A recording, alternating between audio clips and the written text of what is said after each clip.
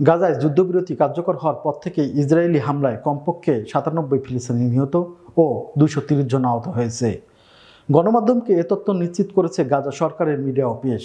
তারা যুদ্ধবিরতির 80টি লঙ্ঘনের ঘটনা নথিভুক্ত করেছে, যা আন্তর্জাতিক মানবিক আইনের স্পষ্ট লঙ্ঘন। ইসরায়েলের বেসামরিক নাগরিকদের উপর সরাসরি গুলিবর্ষণ করে, তাছাড়া ইচ্ছাকৃতভাবে গোলাবর্ষণ ও লক্ষ্যবস্তুতে হামলা, একযোগে বিমান হামলা এবং বেশ কয়েকজন বেসামরিক নাগরিককে গ্রেপ্তারও করেছে তারা। 2023 সালে 7 অক্টোবর থেকে গাজায় ইসরায়েলি হামলায় কমপক্ষে 68,216 জন নিহত এবং 1,70,361 জন আহত হয়েছে। আন্তর্জাতিক সংবাদ সংস্থা রয়টার্সকে দেওয়া সাক্ষাৎকারে গাজার বাসিন্দারা জানায়, যুদ্ধবিরতি অকার্যকর হয় তারা প্রতি মুহূর্তে সংখ্যায় কাটাচ্ছেন। হাসপাতালে কর্মীরা আহত শিশুদের চিকিৎসা দিচ্ছেন, কিন্তু সেখানেও হামলা চালিয়েছে ইসরায়েলি বাহিনী। এমন অবস্থায় বাসিন্দারা যুদ্ধবিরতিকে খুবই ভঙ্গুর হিসাবে দেখতে পাচ্ছেন।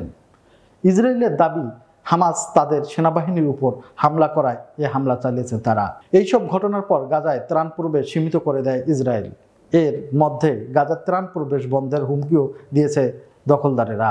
গাজাবাসী আরও সহিংসতায় আশঙ্কা করছে। এদিকে যুদ্ধবিরতি চুক্তি বাস্তবায়নের জন্য হামাসের প্রধান আলোচক খলিল আল হায়ার নেতৃত্বে একটি প্রতিনিধি দল সোমবার মিশরের রাজধানী কায়রোয় পৌঁছেছে। তারা কাতার ও মিশরের মধ্যস্থকারীদের সঙ্গে আলোচনা করবেন। পরবর্তী পর্যায়ে হামাসকে নিরস্ত্রীকরণ, গাজায় অতিরিক্ত এলাকা থেকে ইসরায়েলি বাহিনী প্রত্যাহার এবং বিধ্বস্ত ভূখণ্ডের ভবিষ্যৎ শাসন ব্যবস্থা নিয়ে আলোচনা হবে বলে আশা করা যায়।